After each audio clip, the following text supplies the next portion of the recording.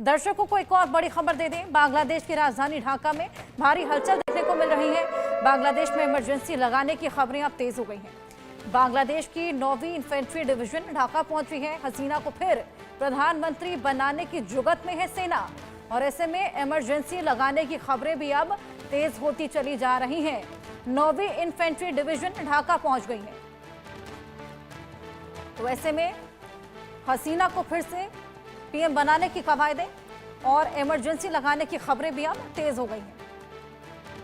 इसी बीच आपको बताएं किस तरीके से बांग्लादेश में अपराध लगातार बढ़ता चला जा रहा है। वहां पर कानून व्यवस्था बिल्कुल चरमराई हुई है। जनवरी 2025 की बात करें तो यहां पर लूटपाट, हत्या, डकैती के तमाम केसेस देखने को मिले हैं।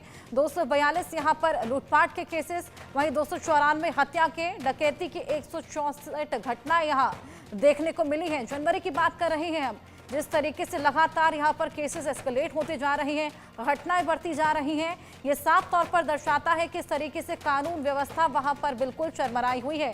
ऐसे में तमाम फेलियर्स भी यहाँ पर यूनुस के देखने को मिले हैं, जिसके बाद हमने देखा लगातार प्रोटेस्ट, आगजनी और तमाम हिंसक झड़प अंदर ही अंदर देखने को मिली है। यूनुस जो कि नोबेल पीस पुरस्कार से पुरस्कृत थे और वो बांग्लादेश में कहीं ना कहीं पीस कायम करने में नाकाम साबित हुए, जिसके बाद अंदरूनी कला देखने को मिली। संजीव जी, आपके पास मैं वापस आऊंगी। जिस तरीके से यहाँ पर सियासी उठापटक लगातार चल रही है, एक और तख्ता पलट की यहाँ पर तैयारी है और बताया जा रहा है कि शेख हसीना वापस पीएम बन सकती हैं। क्या लगता है आपको? ये जो स्टूडेंट्स हैं, ये अब स्टूडेंट्स नहीं रह गए हैं। ये जो है रेडिकलाइजेशन हो चुका है, और इनका जो है, जो इनको इमदाद मिल रही है, जो इनको गाइडेंस मिल रही है, वो आईएसआई से मिल रही है। जब ये तख्ता पलटा गया था तो दो धड़े थे, एक आईएसआई सपोर्ट कर रही थी स्टूडेंट्स को, और दूसरी तरफ से जो डेमोक्रेटिक पार्टी जो बाइडेन साहब की जो है डीप स्टेट है वो सपोर्ट कर रही थी, जिसकी वजह से शेख हसीना को वहां से अपने देश को छोड़ना पड़ा। अब जब स्टूडेंट्स जो है आर्मी को ही ललकार रहे हैं, और खबर इंटेलिजेंस रिपोर्ट्स ये है कि स्टूडेंट्स लाखों की तादाद में कैंटोनमेंट्स के अंदर घुसकर फौजियों के ऊपर हमला करेंगे, तो वहां के आर्मी चीफ के पास कोई रास्ता नहीं रह जाता, या तो इमरजेंसी लगाने का या वहां पे मिलिट्री कू करने का और पूरे के पूरे अख्तियार अपने हाथ में लेने का। अब सवाल जो आपने पूछा कि क्या अवामी लीग या वापिस आ सकती है शेख हसीना, क्या दोबारा प्राइम मिनिस्टर बन सकती है, उसके बारे में अभी बहुत जल्दी है कहना। क्योंकि हाँ, अगर इलेक्शन होते और फेयर एंड फ्री इलेक्शंस होते, उसमें सबसे इंपॉर्टेंट ये है कि फेयर एंड फ्री होने चाहिए, उसके बाद इलेक्शंस होते हैं, तो फिर ये देखना है कि शेख हसीना की पार्टी वापस जीत पाती है कि नहीं। क्योंकि अब तीन मेन पार्टी हो गई है, एक बीएनपी है, एक अवामी लीग है, और एक ये एनसीपी जो अभी स्टूडेंट्स की पार्टी है। मुझे नहीं लगता स्टूडेंट्स के पास इतनी पॉलिटिकल सपोर्ट, क्योंकि स्टूडेंट जो है इमेच्योर हैं, उनके जितने हरकतें कर रहे हैं वो स्टूडेंट्स वाली हरकतें, वो एक पॉलिटिकल जो होते हैं मैच्योरिटी, एक स्टेट्समैनशिप, एक डिप्लोमेसी, वो उनके पास नहीं है, जिसकी वजह से वो उल्टे सीधे बयान देते हैं। फेसबुक पे जो है आर्मी चीफ के बारे में क्या क्या लिखते हैं, आर्मी चीफ को जो इंडियन डॉग बोलते हैं। ये एक भाषा जो है वो किसी मैच्योर आदमी की भाषा नहीं है, वो स्टूडेंट्स की भाषा है, और वो स्टूडेंट उसी ढंग से बातें कर रहे हैं। तो मुझे अभी नहीं लगता है कि इतनी जल्दी हम इस चीज को कह सकें कि शेख हसीना वापस जो है पावर में आ जाएंगे। हर्षा जी, बिल्कुल। और जिस तरीके से लगातार तख्ता पलट की बातें यहां पर सामने आ रही हैं, विनोद दत्ता जी आप भी हमारे साथ बने हुए हैं।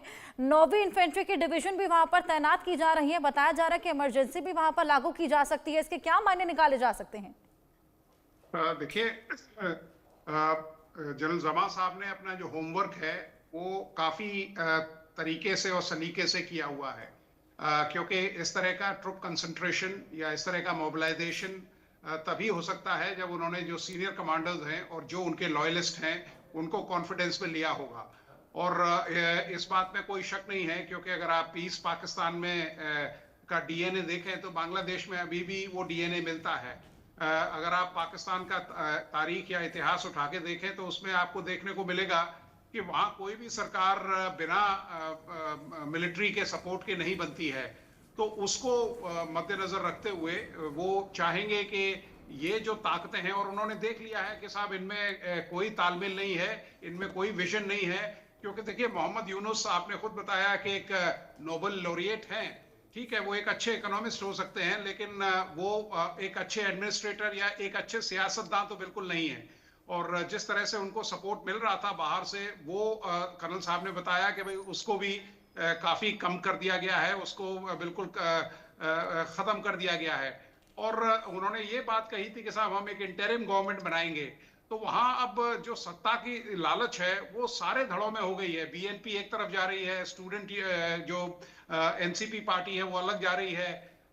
तो जैसा कर्नल साहब ने अभी कहा कि साहब ये अभी कहना बड़ा मुश्किल है और बड़ा प्रीमेच्योर होगा कि साहब शेख हसीना को वापस गद्दी पे बिठाया जा सकता है। लेकिन हाँ, अगर फिलहाल जो बांग्लादेश की आर्मी है वो अगर ड्राइविंग सीट पे आ जाती है, तो इसमें कोई शक नहीं कि वो शेख हसीना को ही सपोर्ट करेंगे, और वो बांग्लादेश के हित में भी रहेगा और पूरे जो वहाँ का जन समुदाय है उसके हित में भी रहेगा। क्योंकि अगर आप ये देखें कि जब पिछली बार भी जब एक सेफ पैसेज दिया गया था शेख हसीना को, तो उसमें भी जनरल जमा का काफी बड़ा रोल था। और उन्होंने ये बताया था शेख हसीना को कि आपको बांग्लादेश छोड़ने में ही आपका हित है, क्योंकि सिचुएशन बद से बदतर होती जा रही है रोज। बिल्कुल।